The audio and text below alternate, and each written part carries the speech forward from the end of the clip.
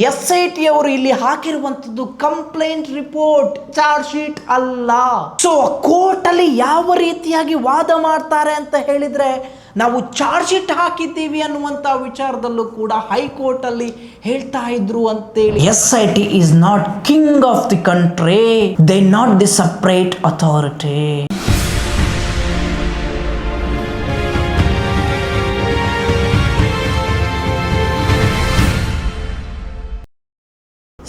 Welcome to YouTube family Kudla rampage. ಧರ್ಮಸ್ಥಳದಲ್ಲಿ ಹೂತು ಹಾಕಿರುವಂತಹ ಪ್ರಕರಣಕ್ಕೆ ಸಂಬಂಧಪಟ್ಟಾಗೆ SITಗೆ ಹೋರಾಟಗಾರರನ್ನು ಬಂಧಿಸುವಂತ ಇಂಟ್ರೆಸ್ಟ್ ಇದ್ದಲ್ಲಿ ಅಸಹಜ ಸಾವುಗಳು ಮತ್ತು 20 ವರ್ಷಗಳು ಏನು ಅಲ್ಲಿ ನಡೆಯಿತು, ಆ ಪ್ರಕರಣದ ಬಗ್ಗೆ ತನಿಖೆ ಮಾಡುವ ಇಂಟ್ರೆಸ್ಟ್ ಇಲ್ಲ ಅನ್ನುವಂಥ ವಿಚಾರದಲ್ಲಿ ವಕೀಲರು ಕೂಡ ಮಾತಾಡೋಕೆ ಶುರು ಮಾಡಿದ್ದಾರೆ.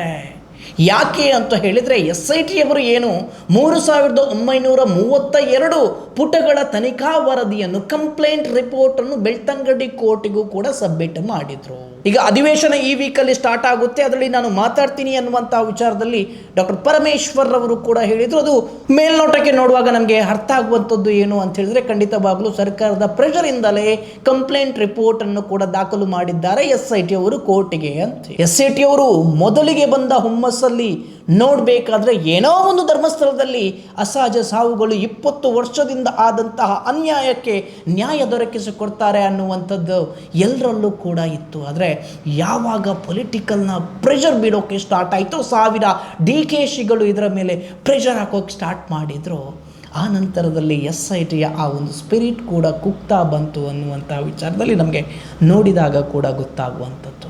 ಯಾಕಂತ ಹೇಳಿದರೆ, 3932 ಪೇಜ್ಗಳನ್ನು ಬೆಳ್ತಂಗಡಿ ಕೋರ್ಟಿಗೆ ಏನು ಕಂಪ್ಲೇಂಟ್ ರಿಪೋರ್ಟನ್ನು ಸಬ್ಮಿಟ್ ಮಾಡಿದ್ರು, ಅದನ್ನು ಯಾರಿಗೂ ಕೊಡಬಾರ್ದು ಅನ್ನುವಂಥ ವಿಚಾರದಲ್ಲೂ ಕೂಡ SIT ಅವರು ಹೇಳಿದ್ದಾರೆ ಅಂತೇಳಿ ನಮಗೆ ವಕೀಲರು ಕೂಡ ಹೇಳಿರುವಂಥದ್ದು. ಮೊದಲಿಗೆ ಬೆಳ್ತಂಗಡಿಗೆ ವಕೀಲರು ಹೋಗಿ SIT ಅವರು 3932 ಪೇಜ್ಗಳ ಕಂಪ್ಲೇಂಟ್ ರಿಪೋರ್ಟನ್ನು ಹಾಕಿದ ತಕ್ಷಣ ವಕೀಲರು ಹೋಗಿ ಆ ಸರ್ಟಿಫೈಡ್ ಕಾಪಿ ಬೇಕು ಅಂತ ಹೇಳಿ ವಕಾಲತ್ತನ್ನು ಕೂಡ ಹಾಕ್ತಾರೆ. ತನಿಖೆಯ ಹಂತದಲ್ಲಿರುವಂತಹ ಕಾರಣಕ್ಕಾಗಿ ಈ ವರದಿಯನ್ನು ಕೊಡೋಕ್ಕಾಗೋದಿಲ್ಲ ಅನ್ನುವಂಥ ವಿಚಾರದಲ್ಲಿ ಕೋರ್ಟ್ ಕೂಡ ಹೇಳುತ್ತೆ.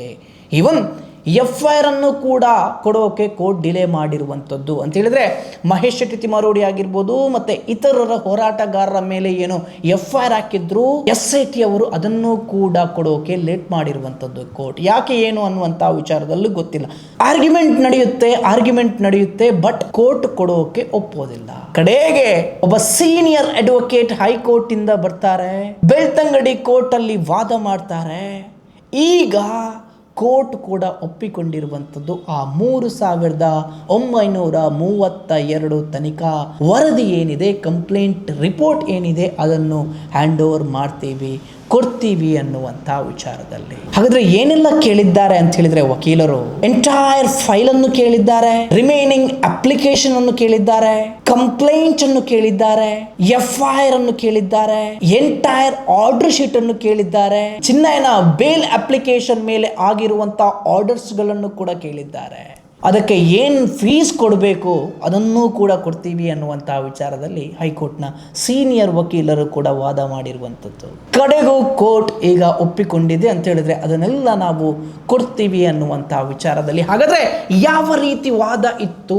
ಸೀನಿಯರ್ ಹೈಕೋರ್ಟ್ ವಕೀಲರು ಬಂದು ವಕಾಲತ್ತನ್ನು ಕೂಡ ಹಾಕ್ತಾರೆ ಬೆಳ್ತಂಗಡಿಯಲ್ಲಿ. ಆಗ ಜಡ್ಜ್ ಕೇಳ್ತಾರೆ, ಯಾಕೆ ವಕಾಲತ್ತು? ನೀವೇನು ಆರೋಪಿನಾ? ಈ ಪ್ರಕರಣದಲ್ಲಿ ನಿಮ್ಗೆಷ್ಟು ಯಾಕೆ ಆಸಕ್ತಿ? ಆಗ ಅಡ್ವೊಕೇಟ್ ಜಯಂತ್ ಟಿ ಬಗ್ಗೆ ಎಕ್ಸ್ಪ್ಲೈನ್ ಮಾಡೋಕೆ ಶುರು ಮಾಡ್ತಾರೆ. ಜಯಂತ್ 9-10 ಸಲ ನೋಟಿಸ್ ಕೊಟ್ಟಿದ್ದಾರೆ, ವಿಚಾರಣೆ ಮಾಡಿ ಹೆದರಿಸಿದ್ದಾರೆ, ಜಯಂತ್ಗೆ ಹಲ್ಲೆ ಮಾಡಿಸಿದ್ದಾರೆ, ನೋಟಿಸ್ಗೆ ನೀವು ಹಾಜರಾಗಿಲ್ಲ ಅಂತ ಹೇಳಿದ್ರೆ ನಿಮ್ಮನ್ನು ಬಂಧಿಸ್ತೀವಿ ಅಂತಾನು ಹೇಳಿದ್ದಾರೆ ಅಂತೇಳಿ ವಕೀಲರು ವಾದ ಕೂಡ ಮಾಡ್ತಾರೆ. ಅರೆಸ್ಟ್ ಮಾಡದಾಗೆ ರಕ್ಷಣೆ ಮಾಡಬೇಕು, ಆ ಫೈಲನ್ನು ನೋಡಬೇಕು, ನೀವು ಫೈಲ್ ಕೊಡ್ಲಿಲ್ಲ ಅಂತ ಹೇಳಿದ್ರೆ ಅದರಲ್ಲಿ ಏನಿದೆ ಅಂತೇಳಿ ನಮ್ಗೆ ಹೇಗೆ ಗೊತ್ತಾಗುವಂಥದ್ದು? ನೀವು ಫೈಲ್ ಕಾಪಿ ಕೊಡೋಕೆ ಆಗೋದಿಲ್ಲ ಅಂತ ಹೇಳಿದ್ರೆ ನಾವೇನು ಮಾಡಬೇಕಾಗುತ್ತೆ ಸ್ವಾಮಿ ಅಂತ ಹೇಳಿ ಕೇಳ್ತಾರೆ. ಆರ್ಟಿಕಲ್ 21 ಪ್ರಕಾರ, ಆರ್ಟಿಕಲ್ 14 ಪ್ರಕಾರ ಯಾವುದಾದರೂ ಪ್ರಕರಣದಲ್ಲಿ ಸಿಕ್ಕಿ ಹಾಕಿಕೊಂಡಂತಹ ವ್ಯಕ್ತಿಗೆ ದಾಖಲೆಯನ್ನು ಕೊಡಲೇಬೇಕು. ಅದರಿಂದ ಅವನು ಆಚೆ ಬರೋಕೆ, ಅವನನ್ನು ರಕ್ಷಣೆ ಮಾಡೋಕೆ ಅನ್ನುವಂತ ವಿಚಾರದಲ್ಲಿ ಕಾನೂನು ಹೇಳುತ್ತೆ ಅಂತ ಹೇಳಿ ವಕೀಲರು ವಾದವನ್ನು ಕೂಡ ಮಂಡಿಸ್ತಾರೆ. ಹಾಗಾದ್ರೆ ಆರ್ಟಿಕಲ್ 14 ಅಂತ ಹೇಳಿದ್ರೆ ಏನು? ಕಾನೂನಿನ ಮುಂದೆ ಎಲ್ಲರೂ ಕೂಡ ಸಮಾನರು, ಯಾರು ದೊಡ್ಡವರಲ್ಲ ಅನ್ನುವಂತ ವಿಚಾರದಲ್ಲಿ. ಸೊ ಹೀಗಿರ್ಬೇಕಾದ್ರೆ ಜಡ್ಜ್ ಇದನ್ನು ಕೊಡ್ಲೇಬೇಕಾಗುತ್ತೆ. ಆರ್ಟಿಕಲ್ 21 ಮತ್ತು ಆರ್ಟಿಕಲ್ 14 ಪ್ರಕಾರ ಅವನನ್ನು ರಕ್ಷಣೆ ಮಾಡೋಕೆ ಆರ್ಟಿಕಲ್ 21 ಅಂತ ಹೇಳಿದ್ರೆ ಬದುಕುವ ಹಕ್ಕು, ಪ್ರತಿಯೊಬ್ಬರಿಗೂ ಕೂಡ ಈ ದೇಶದಲ್ಲಿ ಬದುಕುವಂತಹ ಹಕ್ಕಿದೆ.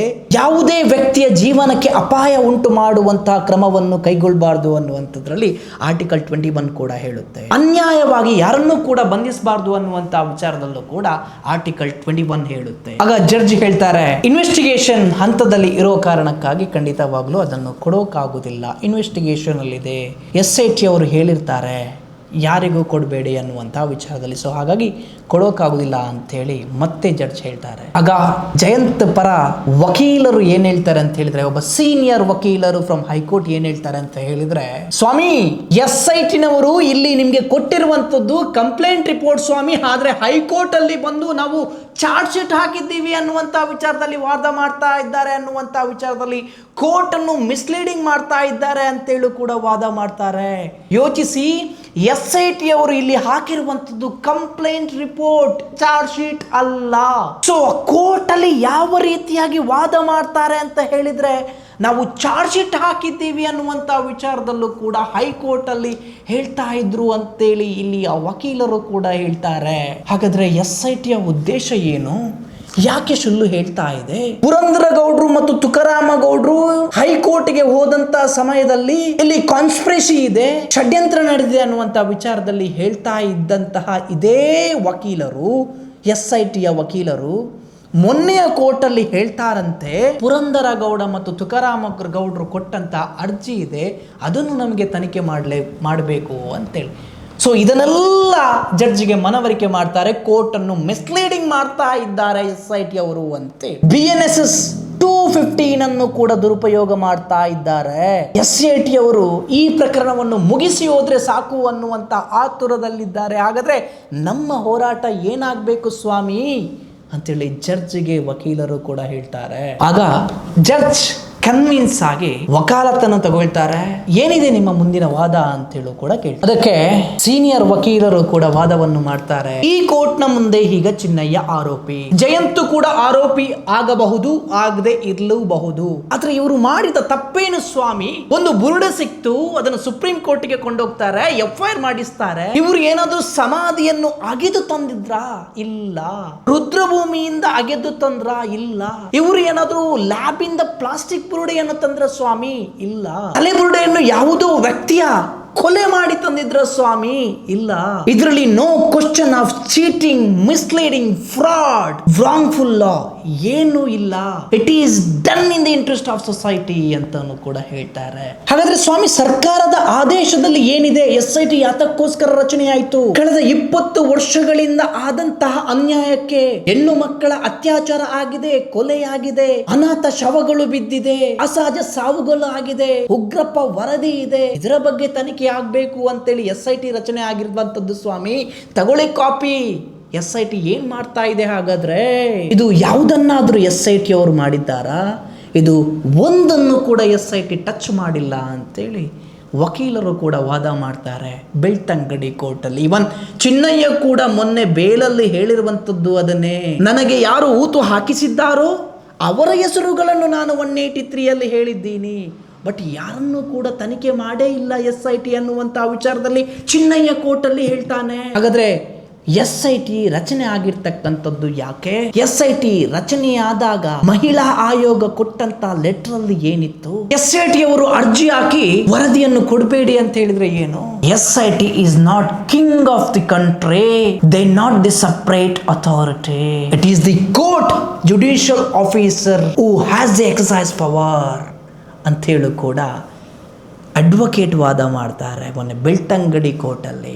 ಸುಪ್ರೀಂ ಕೋರ್ಟ್, ದಿಲ್ಲಿ, ಕೇರಳ, ಮುಂಬೈ, ಕರ್ನಾಟಕ ಎಲ್ಲ ಜಡ್ಜ್ಮೆಂಟ್ ಅನ್ನು ಕೂಡ ಓದಿ ಹೇಳ್ತಾರೆ ಅಡ್ವೊಕೇಟ್. ಆಗ ಎಲ್ಲ ಕೊಡೋಕ್ಕಾಗೋದಿಲ್ಲ, ಸ್ವಲ್ಪ ಕೊಡ್ತೀನಿ ಅನ್ನುವಂತಹ ವಿಚಾರದಲ್ಲಿ ಜಡ್ಜ್ ಕೂಡ ಹೇಳಿದ್ರಂತೆ, ಸ್ವಾಮಿ ಯಾವುದೇ ವರದಿಯನ್ನು ಕೊಡೋದಿಲ್ಲ ಅಂತೇಳಿ ಹೇಳೋಕ್ಕಾಗೋದಿಲ್ಲ, ನಾನು ವಿನಮ್ರಪೂರ್ವಕವಾಗಿ ಮನವಿ ಮಾಡ್ತಾ ಇದ್ದೀನಿ, ನೀವು ನ್ಯಾಯಾಧೀಶರು ಒಂದು ವೇಳೆ ಕೊಡೋಕೆ ಆಗುವುದಿಲ್ಲ ಅಂತ ಹೇಳಿದರೆ ಬರೆದು ಕೊಡಿ, ಎಂಡೋಸ್ಮೆಂಟ್ ಕೊಡಿ ಅನ್ನುವಂಥ ವಿಚಾರದಲ್ಲೂ ಕೂಡ ಅಡ್ವೊಕೇಟ್ ವಾದವನ್ನು ಮಾಡ್ತಾರೆ. ಅದಕ್ಕೆ ಜಡ್ಜಿಂದ ಯಾವುದೇ ಆನ್ಸರ್ ಕೂಡ ಇರೋದಿಲ್ಲ. ಜಡ್ಜ್ ಹೇಳ್ತಾರಂತೆ 6 ವಾಲ್ಯೂಮಲ್ಲಿ ಹಾಕಿದ್ದಾರೆ, ಸೆಕ್ಷನ್ 215 ಅಡಿಯಲ್ಲಿ ಹಾಕಿದ್ದಾರೆ, 3932 ಪೇಜಸ್ ಕೂಡ ಇದೆ ಅನ್ನುವಂಥ ವಿಚಾರದಲ್ಲಿ ಜಡ್ಜ್ ಕೂಡ ಹೇಳ್ತಾರೆ. ಆಗ ವಕೀಲರು Karnataka criminal rules of practice 14 para 1 ಮತ್ತು ಪ್ಯಾರಾ 2 ಕೂಡ ಓದಿ ಹೇಳ್ತಾರೆ. ದಾಖಲೆ ಇದ್ದಾಗ ಕೋರ್ಟಲ್ಲಿ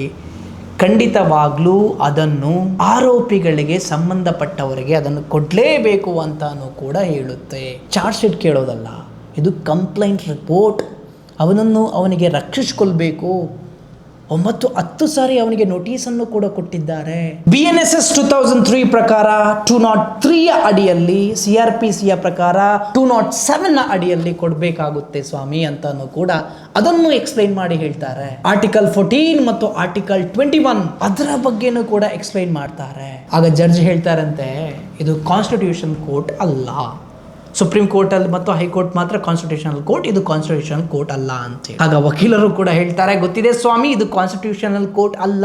ಆದ್ರೆ ಅಪರಾಧಿಯ ಮೂಲಭೂತ ಹಕ್ಕಿಗೆ ಚ್ಯುತಿ ಬಂದಂತಹ ಸಮಯದಲ್ಲಿ ಒಂದು ಕಾಲಂನ ಅಡಿಯಲ್ಲಿ ವಾದ ಮಾಡುವಂತಹ ಕೂಡ ಅವಕಾಶ ಇದೆ ಅಂತಾನು ಕೂಡ ಹೇಳ್ತಾರೆ. ಯಾರೇ ಆಗ್ಲಿ, SIT ಅವರಾಗ್ಲಿ ಅಥವಾ ಯಾರೇ ಆಗ್ಲಿ ದಾಖಲೆಗಳನ್ನು ಕೊಡಬಾರ್ದು ಅಂತೇಳಿ ಹೇಳಿದಾಗ ನ್ಯಾಯಾಲಯವು ತನ್ನ ಅಧಿಕಾರವನ್ನು ಚಲಾಯಿಸಿ BNSS 230 ಪ್ರಕಾರ, CRPC 207 ಪ್ರಕಾರ ದಾಖಲೆಗಳನ್ನು ಕೊಡಬಹುದು ಸ್ವಾಮಿ ಅಂತಾನು ಕೂಡ ಹೇಳ್ತಾರಂತೆ. ಆಗ ಜಡ್ಜ್ ಹೇಳ್ತಾರೆ, ಇಲ್ಲ, ಕೆಲವೊಂದನ್ನು ಕೊಡೋಕೆ ಆಗುದಿಲ್ಲ ಅಂತ. ಆಗ ಅಡ್ವೊಕೇಟ್ ಹೇಳ್ತಾರೆ, ಕರೆಕ್ಟ್, ಕೆಲವೊಂದನ್ನು ಕೊಡೋಕ್ಕಾಗೋದಿಲ್ಲ.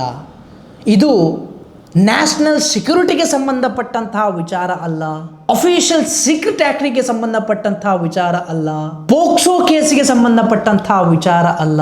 ಯಾವುದೇ ವಿಚಾರ ಕೂಡ ಇದರಲ್ಲಿ ರಹಸ್ಯ ಇಡುವಂಥದ್ದು ಇಲ್ಲ. ಸೊ ಹಾಗಾಗಿ ಕೊಡ್ಬೋದು ಸ್ವಾಮಿ ಅಂತ. ದಯಮಾಡಿ ಎಂಟರ್ ಫೈಲ್ ಅನ್ನು ಕೊಡಬೇಕು, ಕಂಪ್ಲೇಂಟ್ ಕಾಪಿಯನ್ನು ಕೊಡಬೇಕು, ರಿಮೈಂಡ್ ಅಪ್ಲಿಕೇಶನ್ ಅನ್ನು ಕೊಡಬೇಕು, FIR ಎಂಟೈರ್ ಕೊಡಬೇಕು, ಆರ್ಡರ್ ಶೀಟನ್ನು ಕೊಡಬೇಕು, ಚಿನ್ನಯ್ಯನ ಮೇಲೆ ಬೇಲ್ ಅಪ್ಲಿಕೇಶನ್ ಏನು ಆಗಿದೆಯೋ ಅದನ್ನು ಕೂಡ ಕೊಡಬೇಕು ಅಂತ ಹೇಳಿ ಕೂಡ ಹೇಳ್ತಾರೆ. BNSS 230 CRPC 207 ಕೂಡ ಹೇಳುತ್ತೆ ಏನು ಅಂತ ಹೇಳಿದರೆ, ಆರೋಪಿಗಳಿಗೆ 14 ದಿನಗಳ ಒಳಗಡೆ ದಾಖಲೆಯನ್ನು ಕೋರ್ಟ್ ಒಪ್ಪಿಸಬೇಕು, ಯಾವುದೇ ಶುಲ್ಕ ಇಲ್ಲದೆ ಫ್ರೀ ಆಗಿ ಅನ್ನುವಂಥ ವಿಚಾರದಲ್ಲಿ. ವಕೀಲರು ತಯಾರಿ ಮಾಡೋಕೆ ಮತ್ತೆ ಆರೋಪಿಗೆ ತನ್ನ ವಿರುದ್ಧ ಇರುವಂತಹ ಸಾಕ್ಷಿಗಳನ್ನು ತಿಳಿಯಲು ಅನ್ನುವಂಥ ವಿಚಾರದಲ್ಲಿ. ಗಂಭೀರ ಪ್ರಕರಣದಲ್ಲಿ ಇದನ್ನೆಲ್ಲ ಕೊಡೋಕ್ಕಾಗೋದಿಲ್ಲ, ಬಟ್ ಇಂಥ ಪ್ರಕರಣದಲ್ಲಿ ಖಂಡಿತವಾಗ್ಲೂ ಕೊಡಲೇಬೇಕು ಸ್ವಾಮಿ ಅಂಥೇಳಿ ಮನವರಿಕೆಯನ್ನು ಕೂಡ ಮಾಡ್ತಾರೆ. ಒಂದಷ್ಟು high court, supreme court, Mumbai, Kerala ನಾನಾ ರೀತಿಯ ಜಡ್ಜ್ಮೆಂಟನ್ನು ಕೂಡ ಇಡ್ತಾರೆ. ವಾದ ಆಗುತ್ತೆ, ಕಡೆಗೆ ಜಡ್ಜ್ ಕೂಡ ಒಪ್ಕೊಳ್ತಾರೆ, ಕೊಡ್ತೀನಿ ಅನ್ನುವಂಥ ವಿಚಾರದಲ್ಲಿ. ಈಗ ಒಂದಷ್ಟು ಮುನ್ನಡೆ ಆಗಿದೆ ಈ ಹೋರಾಟಗಾರರಿಗೆ ಅಂತ ಹೇಳಿದ್ರು ಕೂಡ ತಪ್ಪಾಗ್ಲಿಕ್ಕಿಲ್ಲ. ಜಯಂತ್ ಪರ ಸೀನಿಯರ್ ವಕೀಲರು ವಾದವನ್ನು ಕೂಡ ಬಂದು ಮಾಡಿದ್ರು. ಮೊದಲಿಗೆ ವಾದವನ್ನು ಕೂಡ ಮಾಡಿದ್ರು ಮಹೇಶ್ ಶೆಟ್ಟಿ ತಿಮರೋಡಿಯ ಪರವಾಗಿರುವಂತಹ ವಕೀಲರು ವಾದವನ್ನು ಕೂಡ ಮಾಡಿದ್ರು, ಬೆಳ್ತಂಗಡಿಯ ವಕೀಲರೇ. ಆಗ ಕೊಡೋಕ್ಕಾಗುವುದಿಲ್ಲ ಅನ್ನುವಂಥ ವಿಚಾರದಲ್ಲೂ ಕೂಡ ಕೋರ್ಟ್ ಹೇಳಿತ್ತು. ನಂತರದಲ್ಲಿ ಸೀನಿಯರ್ ಅಡ್ವೊಕೇಟ್ ಬಂದು ವಾದವನ್ನು ಮಾಡಿ ಕೂಲಂಕುಷವಾಗಿ ಅರ್ಥ ಮಾಡಿ ಹೇಳಿದಾಗ ಜಡ್ಜ್ ಕೂಡ ಒಪ್ಪಿಕೊಂಡಂತೆ ಕೊಡ್ತೀನಿ 3932 ಪೇಜನ್ನು ಅಂತೇಳಿ. ಸರ್ಕಾರ ಏನು ಮಾಡುತ್ತೆ, 1000 DKಶಿಗಳು ಏನು ಮಾಡ್ತಾರೆ ಅನ್ನುವಂಥ ವಿಚಾರದಲ್ಲಿ ಗೊತ್ತಿಲ್ಲ. ಬಟ್ ಕಾನೂನಿನ ಪ್ರಕಾರ ಅಡ್ವೊಕೇಟ್ಸ್ ಟೀಮ್ ತುಂಬಾ ಸ್ಟ್ರಾಂಗ್ ಆಗಿದೆ. ಇದರಲ್ಲಿ ಲೀಗಲ್ ಟೀಮ್ ತುಂಬಾ ಚೆನ್ನಾಗಿ ವರ್ಕ್ ಕೂಡ ಮಾಡ್ತಾ ಇದೆ ಅಂತ ಹೇಳಿದ್ರು ಕೂಡ ತಪ್ಪಾಗ್ಲಿಕ್ಕಿಲ್ಲ. ಸೊ ಹಾಗಾಗಿ SITಯವರಿಗೂ ಕಳಕಳಿಯಾಗಿ ಮನವಿ ಮಾಡುವಂಥದ್ದು, ಕೈ ಮುಗಿದು ಮನವಿ ಮಾಡುವಂಥದ್ದು, ದಯಮಾಡಿ ಹಿಂದೆ ಸೌಜನ್ಯ ಪ್ರಕರಣದಲ್ಲಿ CBI ಏನು ಮಾಡಿದೋ, CID ಏನು ಮಾಡಿದೋ, ಲೋಕಲ್ ಪೊಲೀಸ್ ಏನು ಮಾಡಿದರೋ, ಡಾಕ್ಟರ್ಸ್ಗಳು ಏನು ಮಾಡಿದರೋ ಅದನ್ನು ದಯಮಾಡಿ ಮಾಡೋಕೆ ಹೋಗಬೇಡಿ. ಯಾಕಂತ ಹೇಳಿದ್ರೆ ಬೇಕಾದಷ್ಟು ಸಾಕ್ಷಿ ಖಂಡಿತವಾಗ್ಲೂ ಸಿಕ್ಕಿದೆ. ಮಂಗ್ಲಗುಡ್ಡೆಯಲ್ಲಿ 20ಕ್ಕಿಂತ ಹೆಣಗಳು ಜಾಸ್ತಿ ಸಿಕ್ಕಿದೆ ಅಂತೇಳಿ ನಂಗೆ ಅನಿಸುತ್ತೆ. SIT ಅವರು ಹೋದಾಗ, ವಿಠಲ್ ಗೌಡ್ರು ಹೋದಾಗ, ಚಿನ್ನಯ್ಯ ತೋರಿಸಿದಾಗ ಮತ್ತೆ ತನಿಖೆ ಬಂಗ್ಲಗುಡ್ಡೆಯಲ್ಲಿ ನಡೆಯಲೇ ಇಲ್ಲ. ಯಾಕೆ ಏನು ಅನ್ನುವಂಥ ವಿಚಾರದಲ್ಲೂ ಕೂಡ ಗೊತ್ತಿಲ್ಲ. ಅಲ್ಲಿ ಪ್ರೊಟೆಕ್ಷನ್ ಕೂಡ ಕೊಟ್ಟಿಲ್ಲ ಬಂಗ್ಲಗುಡ್ಡೆಗೆ. ಒಂದು ಸಲ ಯೋಚನೆಯನ್ನು ಮಾಡಿ ನೋಡಿ, ಜನಗಳಿಗೂ ಕೂಡ ಅರ್ಥ ಆಗಿದೆ. SIT ಅವರೇ ನಿಮಗೂ ಕೂಡ ಗೊತ್ತಿದೆ, ಹೋರಾಟಗಾರರು ಇಲ್ಲಿ ಯಾವುದೇ ಷಡ್ಯಂತ್ರವನ್ನು ಮಾಡಿಲ್ಲ. ಏನು ಬೇಕಾಗಿರುವಂಥದ್ದು ಅಂತ ಹೇಳಿದ್ರೆ ಇವರಿಗೆ ನ್ಯಾಯ ಅಷ್ಟೇ ಬರೀ, ನಿಮಗೆಲ್ಲನೂ ಕೂಡ ಗೊತ್ತಿದೆ. ಅಲ್ಲಿ ಲಾಡ್ಜ್ಗೆ ಹೋದಾಗ UDR ಅಸಹಜ ಸಾವುಗಳು ಆಗಿರುವಂಥದ್ದು ನಿಮಗೆ ಅದೆಲ್ಲ ಡೌಟ್ಸ್ ಇದೆ. ಅಲ್ಲಿ ಪೋಸ್ಟ್ ಮಾರ್ಟಮ್ ಮಾಡ್ತಾ ಇಲ್ಲ, KSHD ಹಾಸ್ಪಿಟಲ್ಗೆ ಬಂದು ಪೋಸ್ಟ್ ಮಾರ್ಟಮ್ ಮಾಡ್ತಾ ಇದ್ರು, ಅದರ ಬಗ್ಗೆ ಕೂಡ ನಿಮಗೆ ಗೊತ್ತಿದೆ. ಬಂಗ್ಲಗುಡ್ಡಿಯಲ್ಲಿ ಇಷ್ಟು ಹೆಣ ಬೀಳೋಕ್ಕೆ ಸಾಧ್ಯ ಏನು ರಿಸರ್ವ್ ಫಾರೆಸ್ಟಲ್ಲಿ ಅನ್ನುವಂಥ ವಿಚಾರದಲ್ಲೂ ಕೂಡ ಇದೆ. ಸೊ ಹೀಗಿರಬೇಕಾದ್ರೆ ದಯಮಾಡಿ ಕೈ ಮುಗಿದು ಕೇಳುವಂಥದ್ದು SIT ಅವರಿಗೆ, ಪ್ರಣಬ್ ಮೊಹಂತಿರವರ ಮೇಲೆ ಖಂಡಿತವಾಗ್ಲೂ ಭರವಸೆ ಇದೆ, ನಂಬಿಕೆ ಇದೆ. ದಯಮಾಡಿ ನೀವು ದಕ್ಷ ಅಧಿಕಾರಿ, 1.5 ವರ್ಷಗಳ ಕಾಲ ಇರ್ತಿರೋ ಏನೋ ಅನ್ನುವಂಥ ವಿಚಾರದಲ್ಲೂ ಕೂಡ ಕೇಳ್ಪಟ್ಟೆ. ಸೊ ಹಾಗಾಗಿ ಒಂದೇ ಒಂದು ಬ್ಲ್ಯಾಕ್ ಮಾರ್ಕನ್ನು ಕೂಡ ಪಡೆದುಕೊಳ್ಳಬೇಡಿ ಪ್ರಣಬ್ ಮೊಹಂತಿರವರೇ. ಎಷ್ಟೇ ಪ್ರೆಷರ್ ಇದ್ರೂ ಕೂಡ ಕೂಲಂಕುಷವಾಗಿ ತನಿಖೆ ಮಾಡಿ, ಸಾವಿರಾರು ಜನ ಕಣ್ಣಲ್ಲಿ ಕಣ್ಣಿಟ್ಟು ಕೂಡ ನೋಡ್ತಾ ಇದ್ದಾರೆ ಈ ಪ್ರಕರಣವನ್ನು. ಅವರಿಗೆ ನ್ಯಾಯ ದೊರಕಿಸಿಕೊಡಿ. ಇನ್ನು ಎಲ್ಲೂ ಕೂಡ ಇಂಥ ಪ್ರಕರಣ ಆಗಬಾರ್ದು. ಯಾರೂ ಕೂಡ ಎಷ್ಟು ದೊಡ್ಡ ವ್ಯಕ್ತಿಯೇ ಆದರೂ ಕೂಡ ಧೈರ್ಯ ತೋರಬಾರ್ದು. ಇದರಿಂದ ಎಲ್ರಿಗೂ ಕೂಡ ಪಾಠ ಆಗಬೇಕು. ಸೊ ಅದನ್ನು ಮಾಡ್ತೀರಾ ಅನ್ನುವಂಥ ಭರವಸೆ ಕೂಡ ಇದೆ. ನಿಮ್ಗೆ ಇಂಟೆಲಿಜೆನ್ಸ್ ಮಾಹಿತಿ ಖಂಡಿತವಾಗ್ಲೂ ಇದೆ. ಅಲ್ಲಿಯ ಸ್ಥಳೀಯರು ಕೂಡ ಹೇಳೋಕೆ ಹೆದರ್ತಾರೆ ಅಷ್ಟೇ, ಬಟ್ ಎಲ್ರಿಗೂ ಕೂಡ ಗೊತ್ತಿದೆ ಅಲ್ಲಿ ಏನೇನೆಲ್ಲ ನಡೆದಿದೆ ಅನ್ನುವಂಥ ವಿಚಾರದಲ್ಲಿ. ಸೊ ದಯಮಾಡಿ ನಿಷ್ಠೆಯಿಂದ ತನಿಖೆಯನ್ನು ಮಾಡಿ, ದುಷ್ಟ ಅಧಿಕಾರಿಗಳನ್ನು SIT ಕಿತ್ತೆಸೆಯಿರಿ. ಇದಕ್ಕೆ ತಾರ್ಕಿಕ ಅಂತ್ಯ ಕೊಡಿ ಅಂತೇಳಿ ಕೇಳ್ಕೊಳ್ತೇನೆ.